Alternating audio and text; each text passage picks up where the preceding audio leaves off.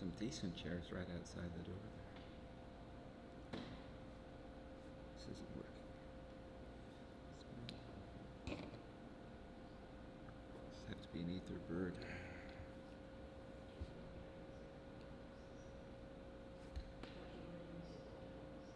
They're at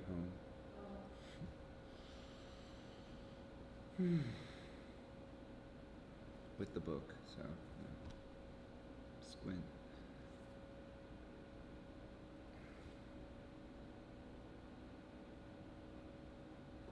Or move closer like this. That might work.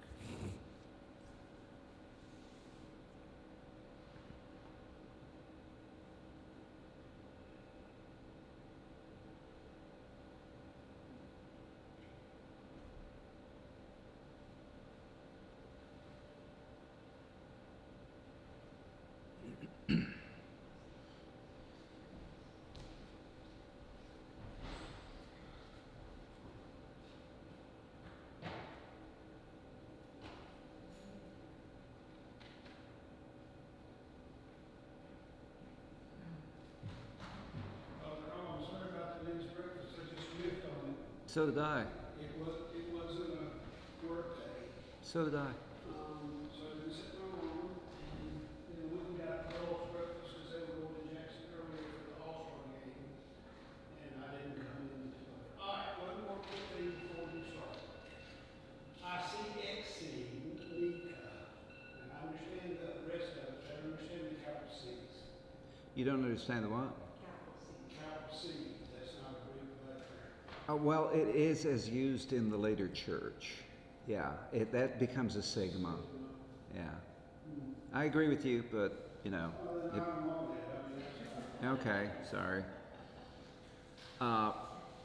Welcome to our church history class on this the Wednesday, what are we? The 13th of October, and we are in the second half of Unit 3.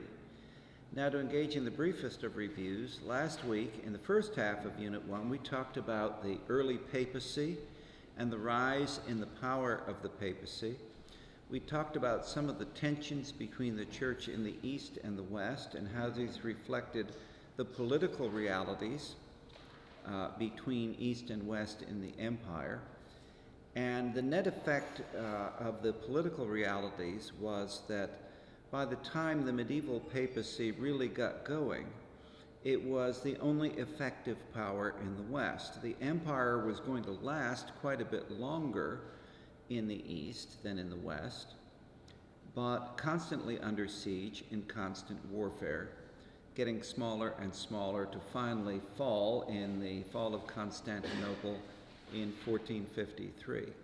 One of the things that we elided right over, however, was that one of the major factors in the decline of the empire in the East that it never really recovered from was the effect of Western troops in the Crusades. And so in one of the Crusades, for example, the Western armies sacked Constantinople, the head of the seat of the Eastern Empire, and the Eastern Empire never effectively recovered from what the Crusaders did while they were in the East. In our day and age, we tend to look askance at Crusaders through the lens of, what happened between them and the Muslim armies. We forget in that the lands that the Crusaders invaded had been Christian and then were invaded by the Muslim armies in the 7th and 8th centuries. All of North Africa, for example. But what these same armies did to the Eastern Christians had a longer lasting effect. The reason we skipped over a lot of that was because it is more political history than the history of where we're going with medieval Christianity. But to go to our slides and look at what we're going to actually review before going forward, we're going to start out again in Carolingian Christianity. Before we start, however, we will begin, as we do all our classes, in prayer. The Lord be with you. Let us pray. Heavenly Father, thank you for bringing us together this night. Thank you for those who can join us either live or in recorded fashion in how we post this online. Thank you for the hearts which are seeking greater understanding of your will by looking through the lens of the history of your church. May this lens so focus us on your current will for us that we may learn from our past mistakes, that we may be corrected by you, and that we may faithfully follow your Son in all things. This we pray in Jesus' holy name. Amen. Now, by the time the Carolingian dynasty arises, we are getting into full-blown medievalism. We were in the late Empire when we were talking about the rise of the power of the popes. And of course, the empire remains a reality throughout this time period, but not so much in the West. In the year 410 is the first time that Rome is actually sacked by a barbarian army. In the year 455, Rome is sacked yet again. We conventionally refer to the fall of Rome as happening in the year 476, but if you look at that time period throughout the 5th century, there is constant pressure, constant changes going on in the reality of the church and of the empire in the West. For example, one of the reasons why Pope Leo I, Leo the Great, is not at the Council of Chalcedon to some, is that he has to stay in Rome to negotiate with Attila the Hun and then with Wenseric the vassal as to what's actually going to happen in the city when their armies come in. Now we have this image when we think about barbarian hordes invading Western Europe of large pitched battles. And there certainly were examples of large pitched battles. They tended to be earlier in the dissolution and decline of the Western Empire. We can think of the Battle of the Tutelburg Forest, for example, where German tribesmen under Hermann, Latinized as Arminius, destroyed an entire Roman legion. We can think of the battle, the name of which escapes me now, in Thrace, in which the emperor and 2 legions are completely destroyed and wiped out. So things have been going on for some time, but generally what is happening in terms of barbarian invasions is what we are experiencing in our day and age as mass migration. People are moving into Western Europe from Western Asia and Central Asia because they're being pressured from the East. We see the rise of the Mongol Khanates in the East, and they are pressing all of the peoples in front of them further west. And as these people start crossing the various frontiers, the Dnieper River, the Danube River, and coming into Europe proper, they start to settle, but they are first settling in lands that are semi-settled by Roman pioneers, and so this is treated as an invasion. Remember as well that the term barbarian literally comes from the Greek, and it originally means people who don't speak Greek. And so those people from the hinterlands who don't speak the language of the empire are barbarians. Now, these people are in fact pagans. In the 9th century, we are going to see outreach into the East. We'll deal with this in more detail when we start talking in a unit about the Eastern Church. But the Pope dispatches the brothers Cyril and Methodius to the East to evangelize the Slavs. This comes about in part because the prince of what is known as Kievan Rus in the year, somebody's going to have to correct me on this, but I would say 982, decides that he is going to become an adherent to one of the monotheistic religions. And so he sends a delegation to Rome to see how things are done in Rome. He sends a delegation to Constantinople to see how they're done there. And he also sends a delegation to view how Islam is practiced. And they all come back and they report to him that the way things are done in Constantinople is most to their liking. And the Eastern Church is formed on the basis of the Greek way of doing things out of Constantinople. Now, leaving aside the Great Schism that will happen in the year 1054, if we go back a couple generations before that, around the year 982, I'll have to look up the actual date, but I think that's right. Think of a decision that is going to have world-changing effects. Imagine, for example, that Russia became a Catholic country instead of an Eastern Orthodox country. What would have been the effect on European and world history? We would have seen a very different development in some of the factors leading up to the Protestant Reformation. And then at the time of the Protestant Reformation, if you had a major Catholic power on your eastern frontiers, the balance of power would have been fundamentally different also. If those factors started to change and we start looking at the different mercantilist enterprises between the English expanding, the Spanish expanding, the French expanding, the Dutch expanding, all on the basis of naval power, and Russia remaining landlocked, you have a very different continental equation versus a maritime equation. And we might have seen a very different way, for example, that North America and South America became colonized. We can only speculate to that. But when we think of like world-changing decisions, the decision to become the church in the East rather than the church of the West is one of those decisions that we'll explore a little bit when we get to our unit on the Eastern Church.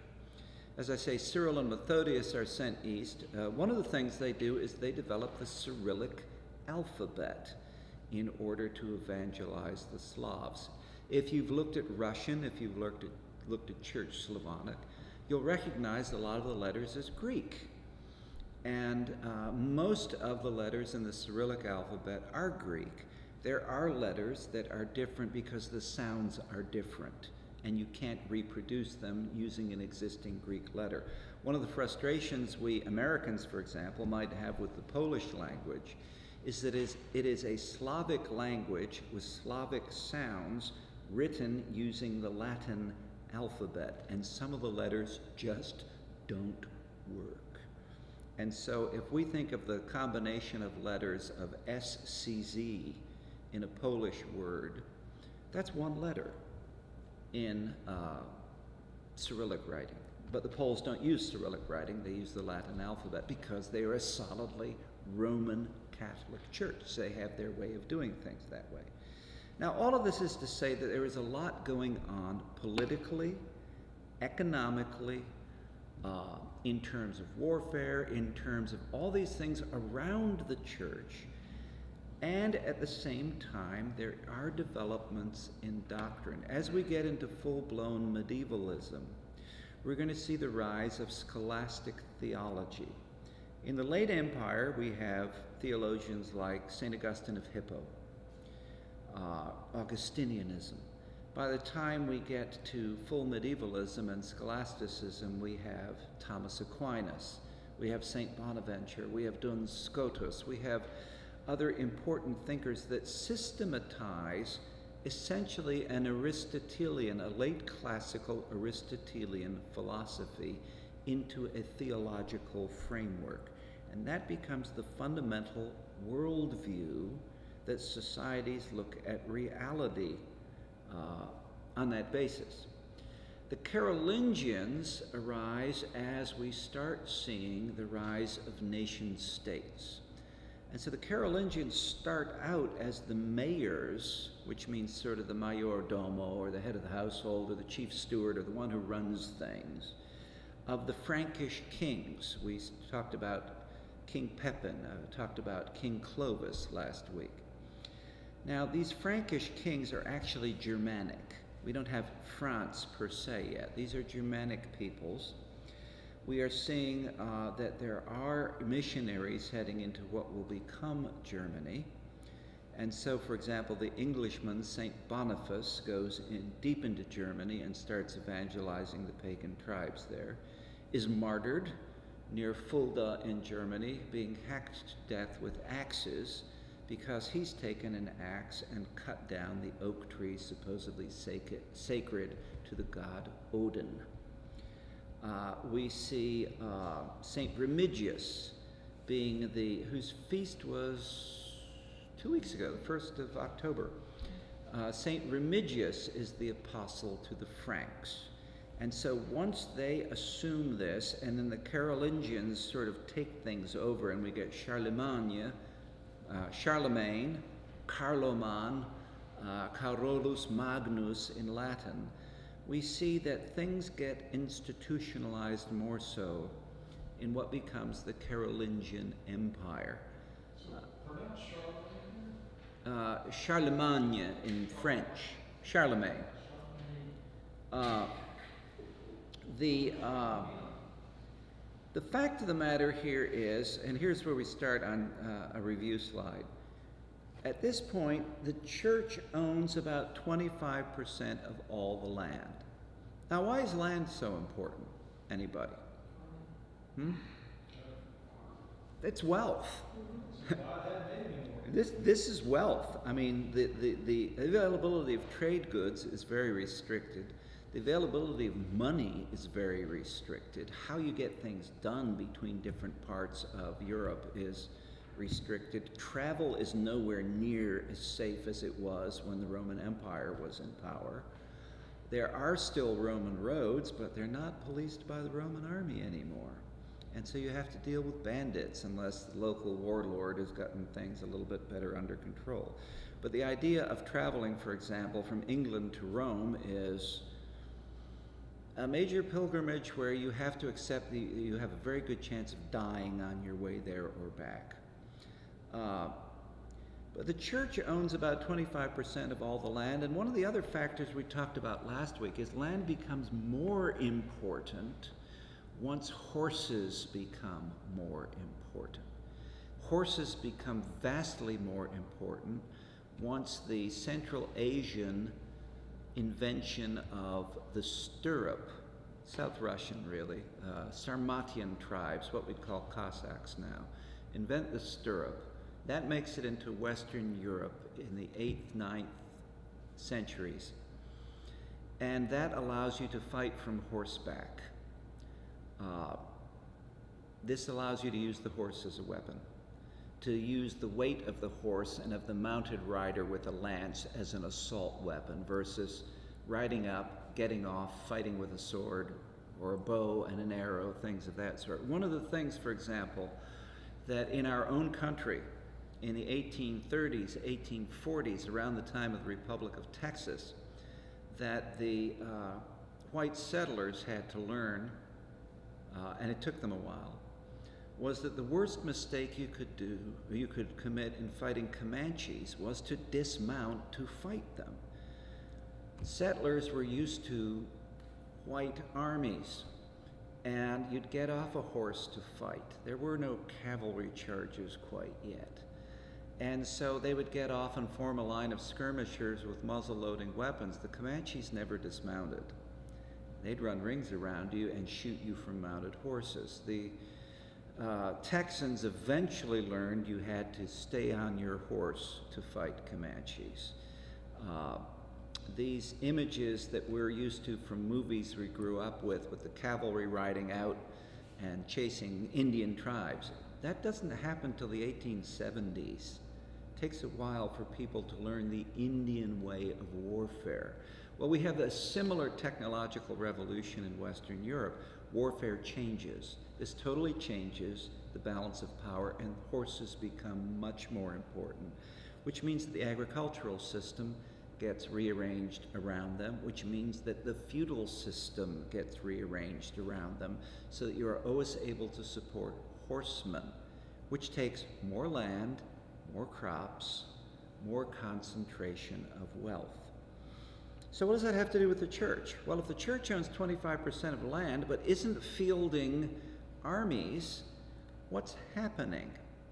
Well, the church, one of the things that happens, you will find in England, for example, in each parish, which is a geographical designation in England, you'll find a tithe barn, which is where you collect the tithes of crops. Rather than money somebody's putting in a collection plate, you're bringing a portion, supposedly the first tenth, right? The first portion of your crop to the tithe barn to support the church. The church is going to trade that. As we spoke about last week, bishops take oaths of loyalty to the emperor as feudal lords, having taken their oath, being installed by the Pope. We had that whole issue of lay investiture. So the church becomes part of the feudal system. And this claim to leadership on the church there is not based on, call it goodness for want of a better word, but on the exclusive prerogative of clergy to celebrate the sacraments. From a medieval worldview, if you don't have the sacraments, what happens? You go to hell. And so you need this. This is the gatekeeper, right? We talked about the crossed keys, one to bind and one to loose. You need this. If we combine that power with the Western passion for order inherited from the Roman Empire and Roman law, and we see how these factors come together and things get codified, systematized, canon law, the development of dogma. Again, we're compressing a lot of political and economic history, but how it affects the church is, speaking in very broad terms here, from about the 5th through the 11th centuries, we're talking about a period of dissemination. The Catholic faith spreads among Arian and pagan barbarians of Europe. Most of Eastern Europe, to the extent it is Christian, is Arian, because the Eastern Empire's army remains pretty solidly Arian. By the 12th through 13th centuries, we see the church becoming a theocracy under a monarchic pope. There's domination. The church seeks to assert freedom from lay control, and so we have all these disputes over investiture of archbishops and who's going to crown the king, etc. We see the Gregorian Reforms, which are mainly assertions of papal power and authority over sacraments. And then we see a period of disintegration in the 14th and 15th centuries, where religious, political, and social systems begin to pull apart. There are conflicting forces. Now, I say science versus revelation. Science is a misnomer at this point. Let's call it new learning, a different way of looking at things. It comes from churchmen. The first formulation of what we would call the scientific method, which is the testable hypothesis, is really from Francis Bacon, who is a monk. We see individual religious experience versus sacerdotal or priestly authority. The church has always distrusted private revelations, right? We saw how some of that came from the Novatian and Montanist forces that were early in the empire. We see the nation states gathering power, and so there's sovereignty versus papal authority. That's going to run into conflict. The conversion of Clovis, the king of the Franks, begins at the end of the 5th century. And so St. Remigius here converts Clovis, and we get the first non-Arian Germanic leader. We see the rise of the Merovingian dynasty 2 centuries, and I forget which historian I've cribbed this quotation from, but it's in quotations because I didn't say it, and it's despotism tempered by assassination. That pretty much sums up the Merovingian centuries. Political power is personal and local. public authority is in private hands. It's like you're run by a series of Japanese zaibatsu corporations that own everything. Kind of looks like Silicon Valley now sometimes when we look online, right? As I said, the Carolingians rise as the mayors of the palace under the Merovingians.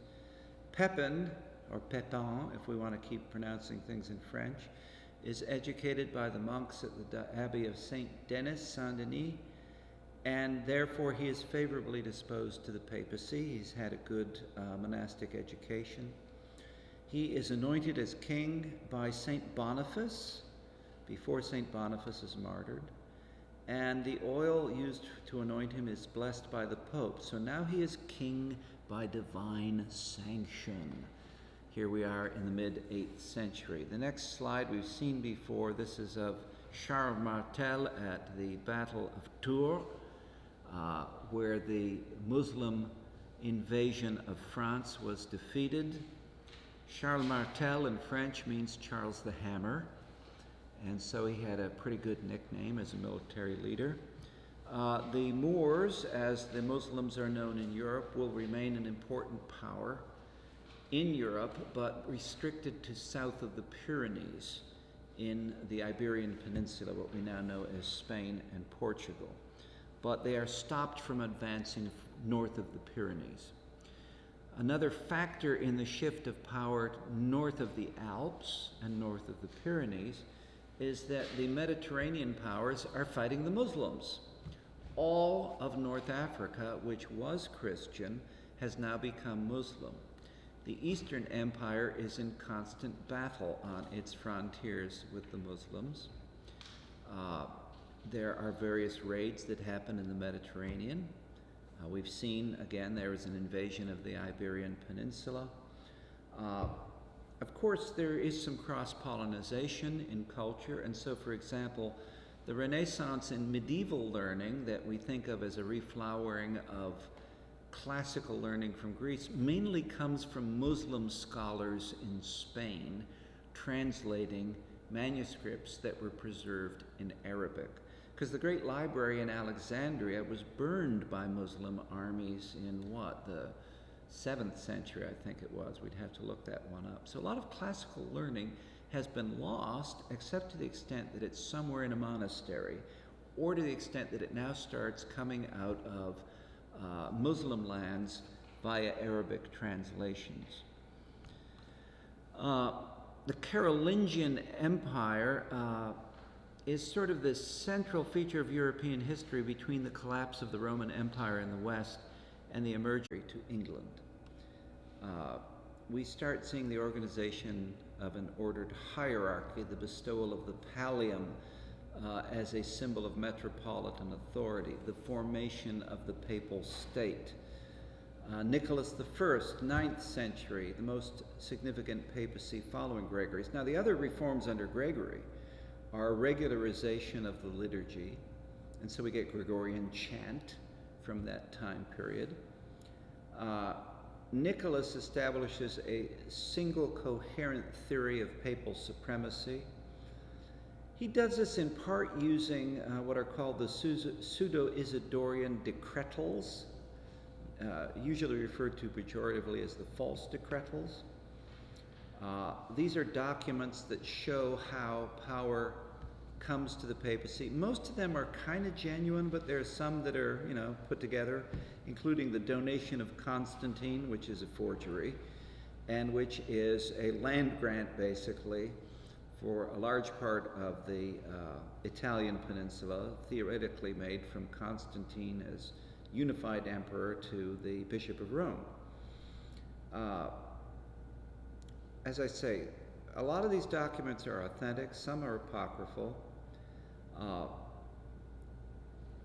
Bishops' rights are defended against metropolitans. This is where we get the concept of an ordinary.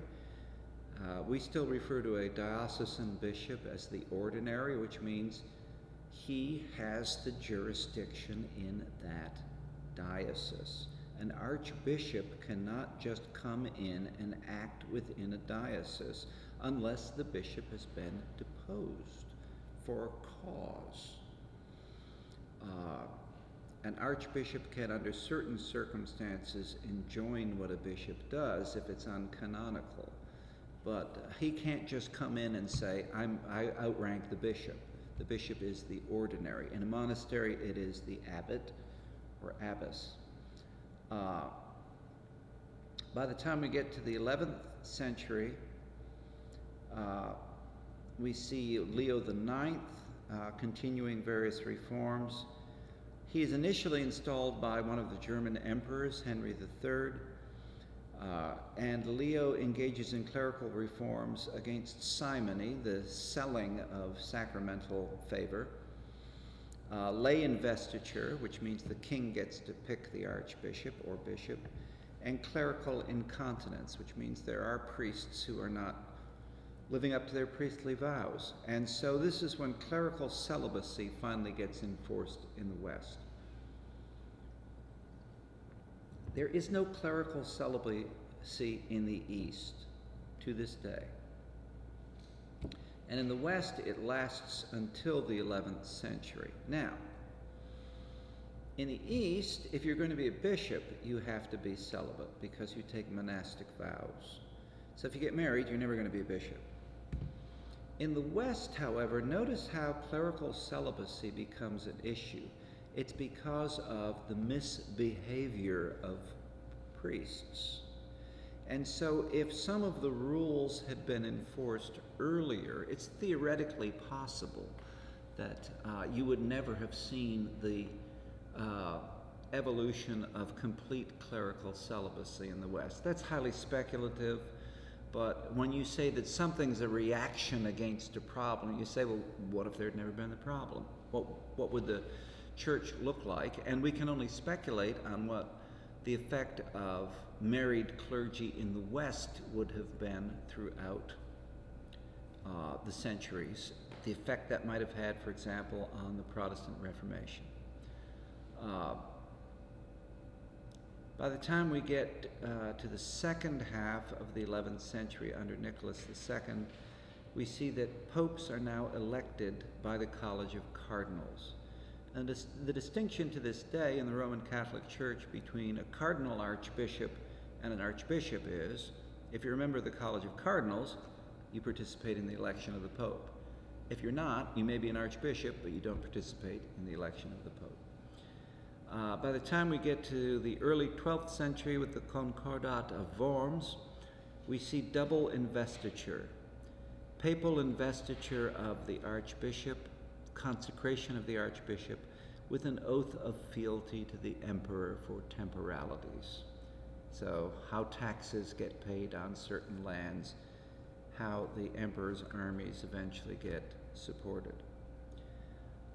All of this sets the stage for where we're going to stay the rest of the evening and most of next week, which is we're going to spend some time on the church in medieval England, setting the stage for what's going to happen on the continent in the Protestant Reformation and how that's going to come back into England. So here we are, the church and the state in medieval England. And we see this quotation from Thomas à Becket. It is certain that kings receive their power from the church, and the church hers from Christ alone. Now this is an echo, in effect, of St. Ambrose of Milan, because we saw that in the East, the emperor thought of himself as sort of the bishop of things outside of the church, and considered himself to have the right to appoint somebody as pope. In the West, St. Ambrose of Milan, dealing with the Western Augustus, said that the emperor was a son of the church. And so we see a different sort of political structure between church and state arising East and West. Becket is going to reassert that authority in medieval England. Now, Becket starts out as a young man who is living the high life, having a good time. And one of his buddies eventually becomes the King of England. And so he brings him over from the Abbey of Bec in France, or Normandy, and says, well, we'll have him as the Archbishop of Canterbury. But once Becket is invested, consecrated as Archbishop, he takes the role of the church seriously. and really starts getting under Henry's skin. To the point where, and these are all fights over power. For example, criminus clerks. What's a criminus clerk? Anybody? Or I should say it as a proper British pronunciation, a criminus clerk. What is a criminus clerk? A priest or a monk or a deacon who has been accused of a crime. What do you do with that? Well, remember, in medieval England, we have different sets of courts. There are royal courts, but there are feudal courts, and there are church courts. And so we don't have codified law in England the way we do on the continent, what we still call civil law, the Code Napoleon in Louisiana, for example, or French law. These are all developments from Latin law, from the Institutes of Justinian, the Corpus Juris Civilis, or from the Code of Canon Law of the Roman Catholic Church. England has what is known as common law. It's not a written code, it's a series of decisions and precedents, and all American jurisdictions outside of Louisiana, for example, have common law. Well, England is the prototypical common law jurisdiction.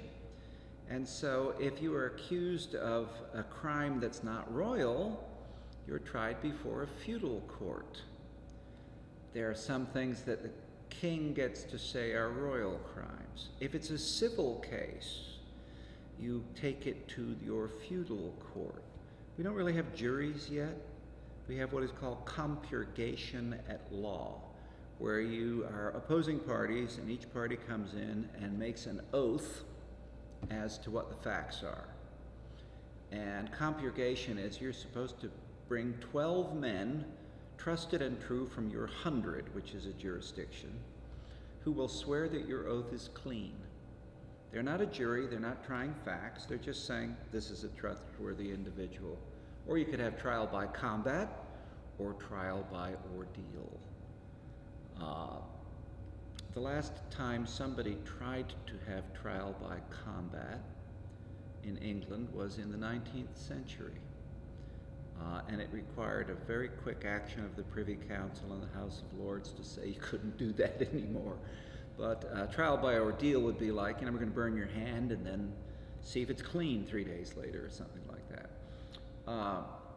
But compurgation of law would happen, and if you didn't really have an appeal to a royal court, but you could remove a case to a royal court under certain writs called pone or tolt, T-O-L-T.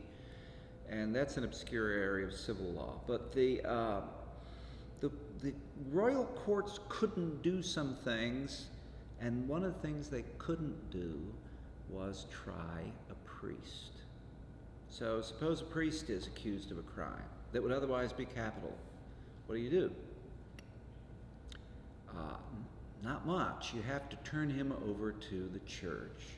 The church can theoretically strip him, depose him of his priestly orders, and then turn him back over to the royal court for trial and execution. The church rarely does that. And the problem becomes more acute when you've got a criminal and he claims to be subject to church jurisdiction. How does he do that? How does he prove that he's subject to church jurisdiction in medieval England? By proving that he can read. If he can read, he must be a clerk. Turn him over to the church. So, because of these political and power struggles, we're seeing the crown, which has, remember, when the Normans invade, they get rid of the local English hierarchy and bring in Normans as bishops. And so there's a lot of power shift going on in the English church. One of the things the Normans bring with them is very much a feudal way of doing things. And these bishops are used to being feudal lords and asserting feudal powers. Now, Duke William, William the Conqueror's half-brother, they're both bastards by the same father, but by different mothers, is Bishop Odo. And he arrives with the Norman army. And he's at the Battle of Hastings. You'll see him on the Bayeux Tapestry. But since he's a churchman, he can't carry a sword and has a large mace. I think clubbing somebody to death really would draw blood, probably, but theoretically he's not drawing blood. Minor detail, but you know, looks good on the tapestry at any rate. The Norman policy is very much focused on keeping the church under crown authority, with economic and legal dependence affected by feudalism. This is because the Normans come in and get to install all the bishops and get to see how the monasteries get set up, because while there are ancient monasteries in the north, the ones that are going to arise further south are brought in from the abbey in Bec or another French abbey. The conqueror here has defined a sphere of papal influence in England while acknowledging spiritual primacy in the Pope. He's putting restrictions around this, and so there can be no recognition of a pope in England without the king's leave. No papal communication is to enter England without royal permission. No tenant-in-chief, an earl or a duke, for example, is to be excommunicated absent royal consent. No English prelate is to leave the country without royal permission. No church councils are to be convened or canons enacted absent royal sanction. So you can see from the get-go here, there is a major power struggle between the church in England and the papacy, because these are not prerogatives asserted on the continent. Yes, we have issues over lay investiture, but the idea that you can't communicate with the Vatican without the king's permission, that's very much a Norman innovation here. After the death of William I and Archbishop Lanfranc, St. Anselm asserts the Gregorian Reforms. Papal power is being reasserted. He is the third pole in this investiture controversy between Gregory VII and the German Emperor Henry IV. And so the Concordat of London, early in the 12th century, anticipates the formula adopted at the Concordat in Worms in 1122. Now, do the math here. What's basically midway between 1107 and 1122? About 1115, right? What happens 100 years later? 1215. Magna Carta. And so we are seeing throughout this time period that tenants-in-chief, barons, are engaging in a power struggle with the crown, and the crown is engaging in a power struggle with the papacy, and everybody's trying to triangulate. And this is going to go on throughout the late medieval period, particularly in England, and set the stage for when the Protestant Reformation happens, some of the things that happen as a result. Henry VIII, when he died, considered himself a faithful Catholic. Henry VIII received the title, which is still used by English monarchs, Defensor Fidei, or Fidei Defensor as it's rendered on English coins, Defender of the Faith, from the Pope. Why did he get that title? Because he theoretically wrote a treatise, it was actually ghostwritten by Thomas Cranmer, defending the 7 sacraments against Martin Luther's assertion that there were 2. And so the Pope gave him the title Defender of the Faith. We're going to see that a lot of the stage for the Protestant Reformation is a political struggle. I'm going to finish this slide. We'll take our late 3-minute break here and restart.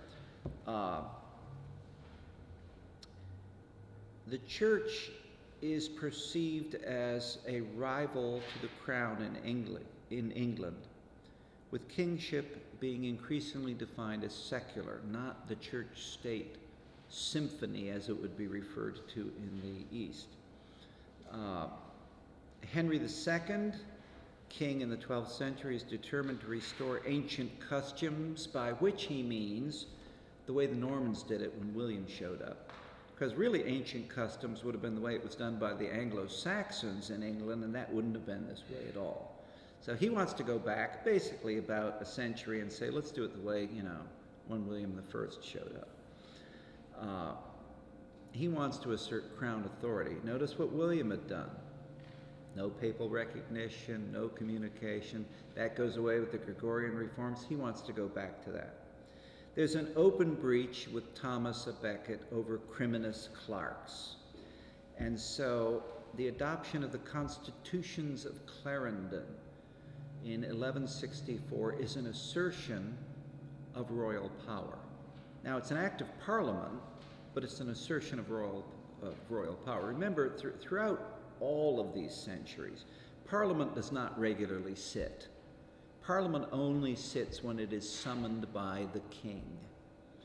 And so the king will summon Parliament when he needs it to do something. When he needs the lords to do something, he will summon Parliament, and we get the Constitutions of Clarendon that are going to restrict the power of the church. On that note, we will take a 3-minute break and reconvene.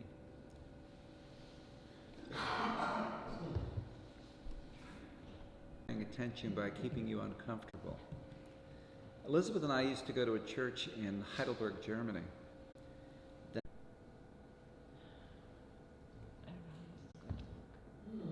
Is it uploading? Yeah, but it's at a very low. Well, it might rate. be pixelated then, but we'll find I don't out. know. And I've gone back and forth between the two modems, and it's the same. Well, we'll do what we can. We're Yeah. probably in the dead spot between the two. That might be it. That's it. So every time the vestry bumps us, we either have to go to the choir room and get on the other one. Because we're under 2 megabytes per second. How much? Under 2, and in the church it's 8. Well, 2 will probably support the video. That's megabytes, right? Mm-hmm. I think 2 might be okay. It's 2 1.18 MPS. right now. It's been going down. Uh, I don't understand that. well,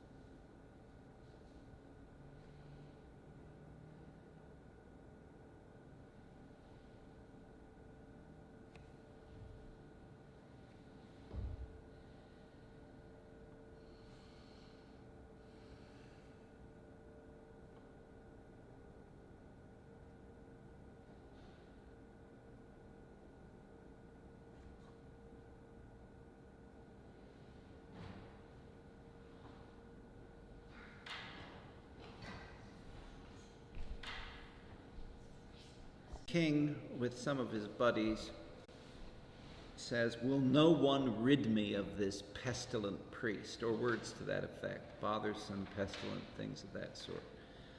A couple of his knights take him seriously and proceed to the cathedral in Canterbury and murder Thomas à Becket while he's at prayer and at Vespers.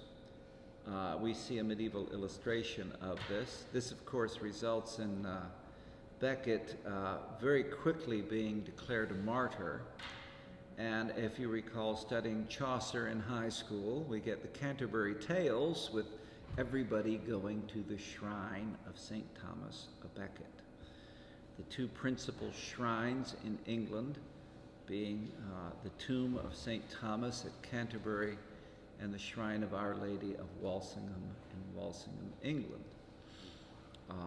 This coming Saturday is the feast of Our Lady of Walsingham, of the translation of her relics. Her actual feast is the 28th of September. The translation feast is the 15th of October, but in North America, that will be translated to this Saturday at the Shrine of Our Lady of Walsingham in Sheboygan, Wisconsin. That's the big annual pilgrimage. I used to serve that parish, and so I was technically considered the guardian of that shrine as well. We would generally get pilgrims from 6 or 7 states and usually 3 countries, sometimes more than that. We'll see in a post-COVID world what they didn't have one last year, so we'll see in a post-COVID world what that looks like. We do the complete parade around downtown with a statue of Our Lady, which would cause our Dutch Reformed neighbors to stop the leaf blower and look at you like, you know, because it always seemed to be parish cleanup day at the Dutch Reformed Church and the Lutheran Church, but they'd stop the leaf blowers and, you know, wait for you to go by while singing behind brass the various Marian hymns and swinging some smoke and things like that. You can find it online this Saturday. It's live streamed. I don't know. They got hit by lightning. I think their live stream capabilities. It's back up. Okay. It's still down. Okay. Well, at any rate, we see Becket is murdered, and following his murder in the year 1170, Henry submits to the Pope. I'm sorry? Yeah, and well, the movie, yes. There's it's Richard Burton and Peter O'Toole. And Henry submits to the Pope in what is called the settlement of Avranches. Now, why does he submit? That's for killing his friend. Right. What's the alternative? Excommunication. And if the Pope really wants to, you know, fire up the nuclear trigger, what's beyond excommunicating the king? Papal interdict. Now, the way papal interdict works, and we'll see this happen around the time of the Protestant Reformation, is if a papal interdict is issued, it's against the kingdom, which means there are no sacraments in England. What's your reaction as a baron if there are no sacraments in England and you're going to go to hell? Get rid of the king, who's the cause of the problem, right? And so if you issue an interdict, you're basically giving everybody license to get rid of the king. We're going to see how that is going to be a major political issue that becomes a religious issue at the time of Elizabeth I, when we get there. Clerics may appeal to Rome. Notice that they get back into a church court. Papal intervention now becomes a constant factor in English church affairs. Because England has tried to assert independence and go back to the way that William I did it, once the settlement of Avranches is agreed to, the power of the papacy in England becomes greatly increased. In 1205, the election of the Archbishop of Canterbury results in Innocent III making his own appointment without the consent of the king, and this is Stephen Langton. The king's refusal to accept this results in papal interdict of England following the excommunication of the king and a threat of a French crusade. King John surrenders his crown to the Pope and becomes, in effect, or formally, a vassal. This is why his loss of power results in an increase of power in the barons, and we get Magna Carta. So, if you want to connect the dots and look at the DNA of American constitutional liberties, one of the things we always go back to is Magna Carta. One of the only real versions of it is in the Library of or in the National Archives, right? Magna Carta results from a papal interdict. And so one can argue, this would get you very strange looks in an American history class or a constitutional law class, but one can argue there's DNA of a papal interdict in the American constitutional system. I wouldn't really go there, but it's one of those proximate causes. There isn't a true separation of church and state. Yeah, it's a proximate cause. Now, when we get to American constitutionalism, we are going to see that, yes, there is no real separation of church and state in the sense of the church and the state being in any way opposed to each other. What the Constitution says is that a state may not establish a church, and that Congress may not establish a church. Why is that a problem? Well, an established church, like the Church of England, is something that the state has power over. And when the Constitution is adopted in the United States, there are established churches. There's the Church of Virginia. There's the church of what used to be the Bay Colony in Massachusetts, right? These are theocratic systems. And so if you're going to be in Virginia, you're either going to be an Anglican or you're going to pay a tax for not being an Anglican, because you're paying pew rent in effect. The Constitution says that the Commonwealth of Virginia cannot establish a church. It says nothing about the church and the state being separated in terms of how law works. It says the state can't run a church. So when we get there, we'll see how there is technically in U.S. constitutional law not a formal separation that way, but by the time we get to, I forget, so-and-so versus Abingdon Township in the early 60s in the U.S. Supreme Court's docket, we do in effect get a separation, but it's not in the language of the Constitution. We get the fourth major conflict, though, in church-state relations in England at the end of the 13th century. The Archbishop of Canterbury, Robert Winchelsea, refuses to pay taxes exacted by Edward I. He cites Clericis Laicos, 1296, a bull of Boniface VIII. And so Boniface is reasserting that church independence. And he's saying, church doesn't pay taxes to the crown. What if you're the crown and the church owns 25% of the land? You just took a pretty big hit, right? A material hit. So this is going to up the ante. Boniface is really the last great medieval pontiff. The bull forbids the payment of taxes to princes. It's not just directed to the English church. Princes are threatened with excommunication for taxing clerics. Let's up the ante further.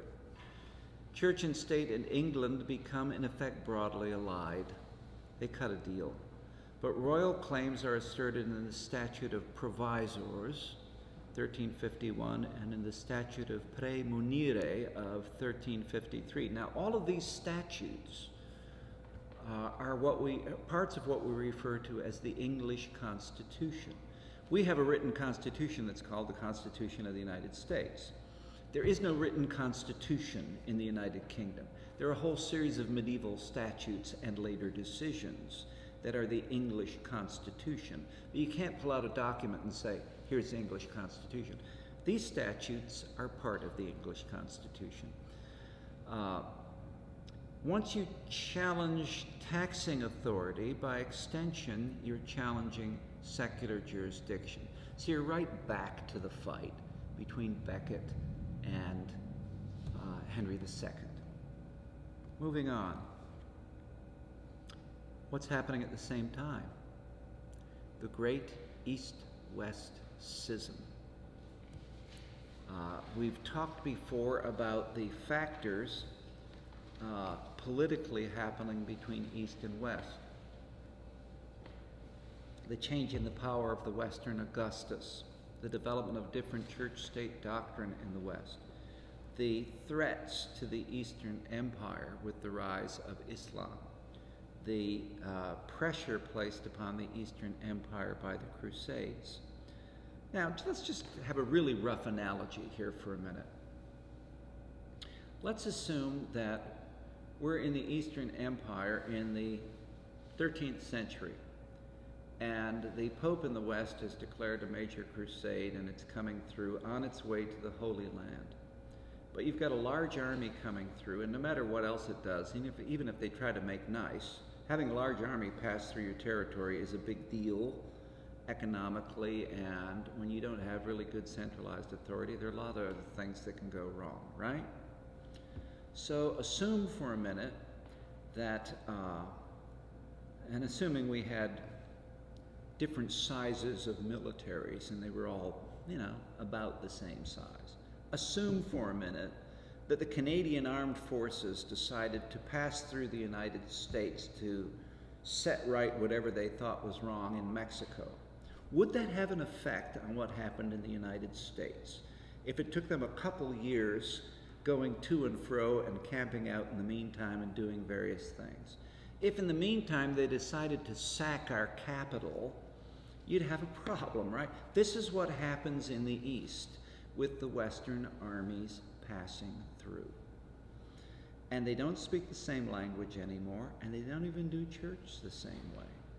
So they're both Christian, but they are foreign to each other and basically hostile. And by the time Constantinople gets sacked by Western armies, it doesn't quite recover the Eastern power. And this is flavored by the fact that the Eastern Emperor has continued to assert authority in doctrinal matters. So the church in the East has been weakened by political pressure and further weakened by doctrinal splits. The Egyptian church is monophysite. Remember when we went back to the Christological controversies in the 4 ecumenical councils? We talked about monophysite churches such as Nestorians. Now they're still around, and there are Nestorian churches still in the East. What we're going to find when we get to our unit on the Eastern Church is that eventually they're going to decide that they really are not disagreeing, that this is a semantic issue. But that decision is not going to be reached until the 20th century. And so this is still a big deal in the 11th century. The Eastern Church is split, and the Emperor Zeno, in his Henoticon of 482, attempts to conciliate the monophysites, but he omits the Chalcedonian Christological formula. So the Pope denies any doctrinal authority in the Emperor. Justinian, Eastern Emperor, issues the 3 chapters in 544, which questions the Chalcedonian formulation. And the Pope breaks communion with the East. This is not a final break. The title Ecumenical Patriarch is adopted in Constantinople, and the names of elected popes are submitted to the emperor for approval. 13 popes, 678 to 752. 11 were Greek or Syrian. Justinian makes the church into a department of the state. Now remember, at this point, we also have Theodore of Tarsus as Archbishop of Canterbury, and he's a Syrian. And so while the empire still has significant power in the East, it seeks always to assert this in the West, where it's lost political power, by controlling the church. Who's the Pope? Who gets to be sent to be an archbishop somewhere? Who gets to be a major abbot? That's going to wane through the centuries as the popes assert more power. The West eventually triumphs in the Christological controversies at the 6th Ecumenical Council, Constantinople III, over a divided East. The East is they're arguing with each other, and so the Western position prevails. The emperor seeks to reassert Eastern primacy in 692, and the last pope to be received in Constantinople prior to Paul VI in the 1960s is Constantine II in the year 710. And then we get the Iconoclastic Controversy in the 8th century, which again pits the East and West. Now, what is the Iconoclastic Controversy? Well, partly in response to pressure from the Muslims, who of course prohibit any images, the emperor in the East, Leo the Isaurian, says that you can't have images in churches. So what we think of as an icon. The word icon in Greek literally means representation, image. And so it's like a picture into an alternate reality. We're used to painted icons, but it can include statuary. Leo and the military become quite militant about this, and so they start destroying icons. They are literally iconoclasts. The opposite of an iconoclast is an iconodule, D-U-L-E. You'll hear of iconophiles, P-H-I-L-E sometimes, but the technical term is iconodule, and they're the ones that say these are important in worship. The reaction in the West, where imagery is never questioned, is the excommunication of the iconoclasts, including the Eastern Emperor. And so the last imperial confirmation of a papal election is in 741. Now, the Iconoclastic Controversy doesn't last. By the year 782, at the Second Council of Constantinople, icons are officially approved. The Iconoclastic Controversy is actually not about images. It's a Christological controversy. The argument of the iconoclasts is first that it's a graven image, but their real argument is that you can't circumscribe the Godhead in an image. The Godhead is infinite. You can't circumscribe the Godhead in any image, and therefore to attempt to do so is to set up an idol in contravention of the commandment against graven images. The Christological argument is that what you have in an icon is the prosopon, which is, we would translate in English as visage, not really face, but revelation visage, that God chooses to show us in Jesus Christ. And so while we don't have the Godhead in an icon, God has chosen to reveal himself through the Christ in this way. We can think of Colossians, for example, for in him the fullness of God was pleased to dwell. There's good scriptural authority that God chose to reveal himself in the personage of Jesus Christ. And so a representation of Christ allows us to see him in ways that God chose to reveal himself. You will note in an icon that the perspective is reversed because we're looking into an alternate reality, and that the use of light is reversed. There are no shadows in icons except on demons, because the light proceeds from the holy image. It's not shining on the image. That's why you see those little rays around the eyes on icons. It's light shining forth, holiness shining forth. The closer we get to the holy image, the holy visage, the more we see the light, as St. Paul says, for now we see as through a glass darkly, but then we shall see face to face. The reverse of that is nothingness. And so in iconology, we would draw a distinction between, in really more Slavonic, between lik, L-I-K, transliterated, and lichinya, L-I-C-H-I-N-Y-A, transliterated. That's my transliteration, so don't go look it up that way. Lik would be mask. Lichinya would be visage or prosopon. And so my own experience of this is when dealing in meeting people on death row. I once met every prisoner on death row in Mississippi when there were 51 of them.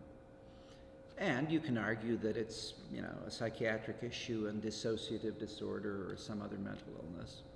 Or you can argue that the farther away from holiness one becomes, the more you get that nothingness. You've probably encountered somebody sometime who has what's called the 4,000-yard stare, or the 1,000-yard stare, where they look right through you like you're not there. Most of the people I met on death row would do that. Now again, that could be psychosis, could be dissociative disorder, or it could be evil. That the farther away you are from goodness, you're dealing with real evil. In dealing with an unholy power, If you were, God forbid, but if you were dealing with somebody who was actually possessed, you would get that 4,000-yard stare. That's nothingness. And so an icon is the closer we get to prosopon, the light comes forth. Farther away, the more we get the mask. You know, if we're supposed to be the image and likeness of God as human beings, we are to seek the imago Dei, the image and likeness of God in each human being. Well, what if it's been snuffed out? I mean, fortunately, not fortunately, by divine power, true possession is extremely rare. Partial possession can be more common. Demonic oppression is more common than we would really like to think. That's pretty scary. I mean, if you keep coming back to the same sin that you can't get away from, say you're addicted to porn, which is a common one, that might just be a little oppression going on, that you're always being redirected back to the porn site or to the addiction that way. But possession is a different thing. If you see in the stupid movies like The Exorcist or something like that, people screaming and doing various things, that would be an imperfect possession because there's human will still present, and human will is fighting the demonic power. Perfect possession is where the human will has been surrendered and the demon is just in possession of the human being. And the human being is in effect a meat puppet. So you could think of, your worst nightmare of a serial killer and think, might be what's going on. I think I met one or two of those. Scary. East-west, we've gotten off on a tangent here about iconography, but my point about the Iconoclastic Controversy is it's not really about images. Images is the presenting cause, but the church in the West sees through this and looks on this as a Christological controversy, and that's where things start moving further apart. Because the East is tolerating some of the monophysitism that the West will not tolerate. And then we throw a further monkey wrench into the works with the Filioque Clause, which arises as early as this is a typo there, it's 6th century. It's the Council of Toledo, which is the year 590. This is where in the Creed we say that, in the West, we say that when we talk about the Holy Spirit proceeds from the Father and the Son. Sometimes you will hear the Father by the Son, depending on what linguistic games you're going to get into. The way that's rendered in Latin would be filioque, by or through the Son. In the Athanasian Creed and at the Synod, not the Council of Toledo, this language is inserted. And it is opposed in the East by the Patriarch Paul II, who then is excommunicated by the Pope. Now, from a legal perspective, regardless of your theology on the Filioque Clause, from a legal perspective, the Eastern Church has a point. And their point is that you can't change the creed except if you have an ecumenical council. Remember how when we were talking about the ecumenical councils, we said that anybody who recognizes any of the councils doesn't argue about the first four. And most churches, even in the West, would say there are 7 that you'd recognize and would agree with the East on that. The 7th, incidentally, being Constantinople II, that deals with the Iconoclastic Controversy. Rome would say there are 22, because remember, in the West, since the empire goes away, it's the Pope who gets to summon a council. The original councils were summoned by the emperor. The East still says it has to be summoned by the emperor. There's been no ecumenical council. You can't change the creed. From the whole church, the church universal, right? So they have a point. regardless of the theology and whether the theology is material between who proceeds from the Father. This is the double procession controversy. Does the Holy Spirit proceed from the Father, or does the Holy Spirit proceed from the Father and the Son? You can cite scriptural authority on both sides of the argument, okay? Well, was not the purpose to address Trinitarian theology? Yes. Was that slow? Yes, this is because of, as we pointed out before in talking about the Christological controversies, part of the problem is the difference between Greek and Latin. And so when we say consubstantialum in Latin for homoousios in Greek, one being of the same substance, one in being of the same nature, they're not quite the same thing linguistically. That's what happens here. And so some of these linguistic issues end up presenting issues for church disunification. The ante gets upped in effect because by the end of the 8th century, the practice of chanting the creed during the Eucharistic liturgy is adopted at the court of Charlemagne. And so this becomes the norm in the West. Alcuin's behind this. This becomes the norm in the West, the Western Rite. There is no one Western Rite yet. You have the way it's done in Rome, which is called the Leonine Rite after Pope St. Leo I. You have the way it's done in England, Salisbury, or the Sarum Rite. You have Milan, the Ambrosian Rite. You have Spain, not at this point, but later, the Mozarabic Rite. You've got various Gallican rites in France. So there is no one Western Rite, but the concept of chanting the creed becomes a Western feature.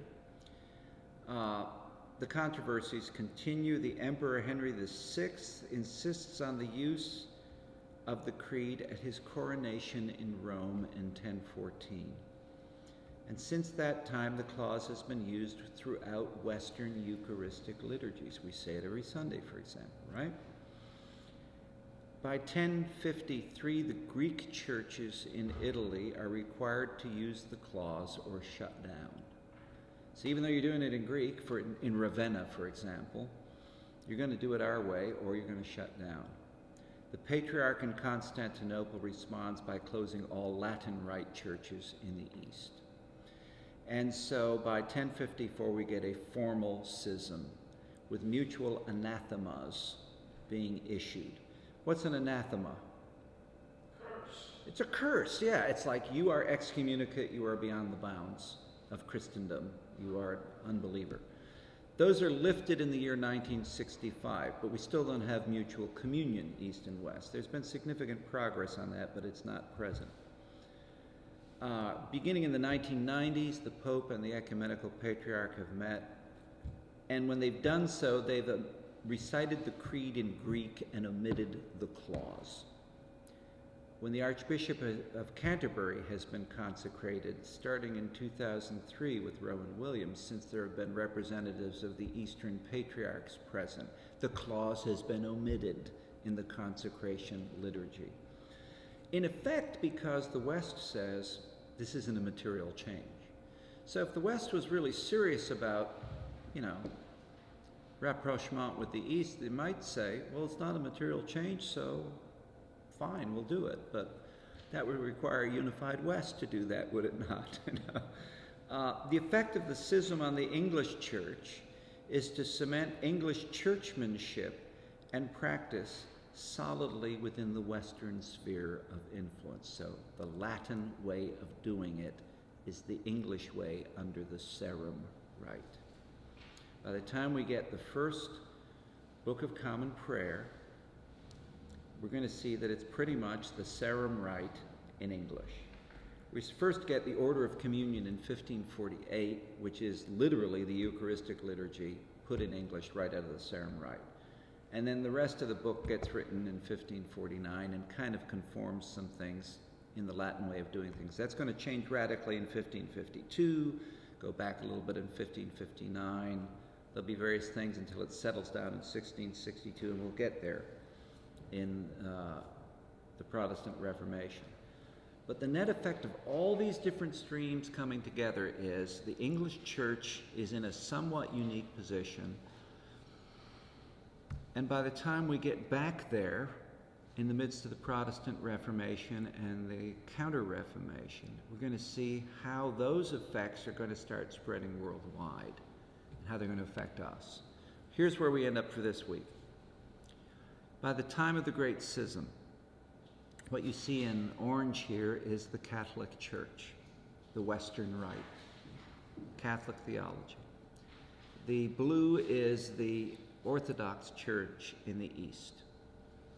And we see these various little bands here, which is between blue and gray, between Orthodox Christianity and paganism, and between blue and orange, between Catholicism and Orthodox Christianity. And then we see this little blue or purple down at the bottom here through the Balkans, and these are the Bogomils, which are a form of Gnostic quasi-Christian worship, more what we'd call Gnosticism. They're going to stick around for a long time. There are still elements of them around. They are considered anathema by both the East and the West, and we will see various, crusades to deal with them or similar groups like the Albigensians or the Waldensians. One of the t-shirts one can buy these days, which became popular during various Middle Eastern wars, was the t-shirt that says, "Slay them all, let the gods sort them out." This is actually a quotation from the Albigensian Crusade against the Cathars. We'll get there. Where the head of the army asks the Archbishop, "How do I know when the city finally falls who to spare?" And the response is, "Slay them all, God will know his own." The Pope didn't actually say that, okay? People always attribute that to the Pope. We'll get there. The Pope didn't say that. It was a local bishop, not even an archbishop. But it was said, and it was enforced. So there's some things that have been done in the name of Christ that, haven't been very Christian, shall we say. On that note, we're setting up for really the start of what will become the Protestant Reformation, starting in our next unit, and more formal splits, but we start out here with the East-West split. Questions or comments before we end for this week? I'm sorry, what? That's pagan, yeah, that's all pagan. Well, at the bottom here, to the east of what we would consider Turkey and across North Africa, that would be Muslim. But let's just say non-Christian of any kind. No. And also the Cyril, right? Explain that a little further. Salisbury in Latin is Saurumnus something. And so the same way London is Londinium, it's just the Latin form of Salisbury. And so the Sarum rite is the way you do it in Salisbury. Other comments or questions? If you're online and you have a question, send that to father.carl, fr.karl@gmail.com. We'll make sure we take up your question at our next class. Who wants to close us in prayer this week? We've had Stacy and Bobby and Elizabeth and David. It's somebody else again. We'll go with David tonight.